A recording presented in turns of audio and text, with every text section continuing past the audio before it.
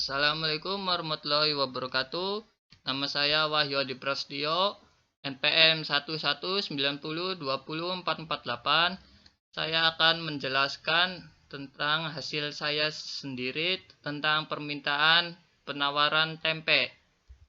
Pengertian ekonomi manajerial menurut para ahli. Menurut Dominic Salvatore 1996, ekonomi manajerial merupakan wawasan yang menunjukkan adanya teori ekonomi dan analisis pengambilan keputusan untuk menganalisis apakah bisnis dapat mencapai tujuan secara efektif, efisien.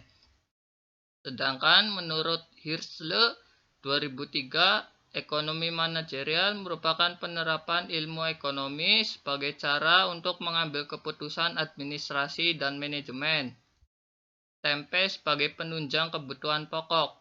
Tempe merupakan bahan makanan hasil fermentasi kacang kedelai atau jenis kacang-kacangan lainnya menggunakan jamur Rhizopus oligosporus dan Rhizopus oryzae. Tempe umumnya dibuat secara tradisional dan merupakan sumber protein nabati. Di Indonesia, pembuatan tempe sudah menjadi industri rakyat. Tempe mengandung berbagai nutrisi yang diperlukan oleh tubuh seperti protein, lemak, karbohidrat, dan mineral. Beberapa penelitian menunjukkan bahwa zat gizi tempe lebih mudah dicerna, diserap, dan dimanfaatkan tubuh. Hal ini dikarenakan kapang yang tumbuh pada kedelai menghidrolisis senyawa-senyawa kompleks menjadi senyawa sederhana yang mudah dicerna oleh manusia. Kebutuhan masyarakat terhadap tempe.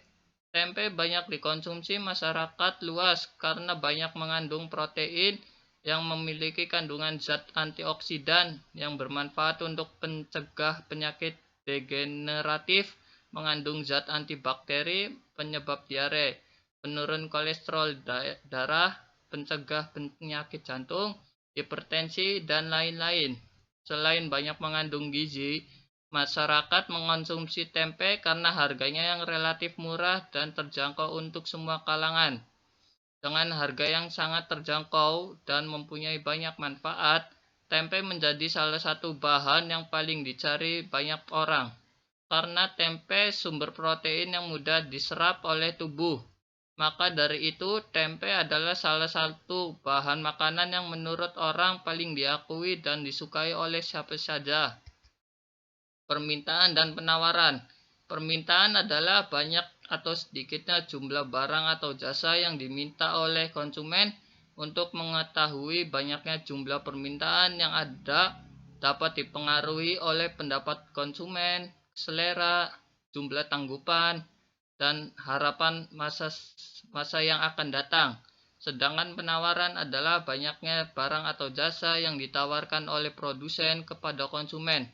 Hal ini dapat dipengaruhi oleh harga tempe, harga kedelai yang ada, teknologi yang dipakai, dan kebijakan pemerintah.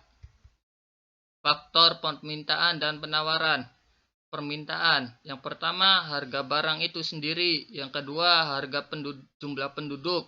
Yang ketiga, selera konsumen. Yang keempat, tingkat pendapatan per kapita.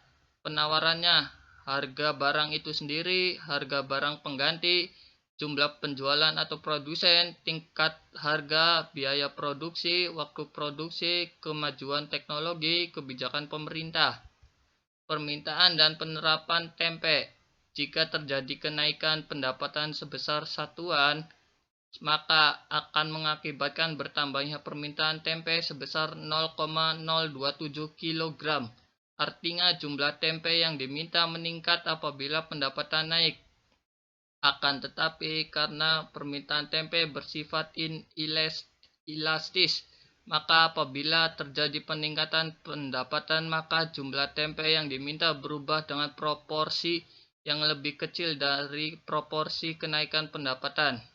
Dalam jangka pendek, permintaan tempe bersifat inelastis terhadap semua faktor-faktor yang mempengaruhi permintaan tempe di Desa Tegalsari, Kecamatan Pleret, yang artinya respon masyarakat terhadap perubahan harga tempe, tahu, telur, jumlah anggota keluarga, dan pendapatan keluarga tidak berpengaruh besar terhadap perubahan permintaan tempe di desa Tegalsari tersebut. Kesimpulan, penentuan harga, penawaran, serta permintaan sangat diperlukan dalam perkembangan sistem ekonomi. Penentu harga bersumber pada penawaran dan permintaan. Penawaran bersumber pada kuantitas barang yang akan diproduksi dan ditawarkan untuk memenuhi kebutuhan masyarakat, sedangkan permintaan bersumber pada kuantitas permintaan barang berdasarkan harga yang ditawarkan. Ilmu ekonomi ini tidak selalu bisa diterapkan di setiap negara. Banyak faktor-faktor yang mempengaruhi baik dalam penawaran maupun permintaan, di antaranya harga, mutu barang, kebutuhan, gaya hidup, dan lain-lain. Sekian dari saya. Wassalamualaikum warahmatullahi wabarakatuh.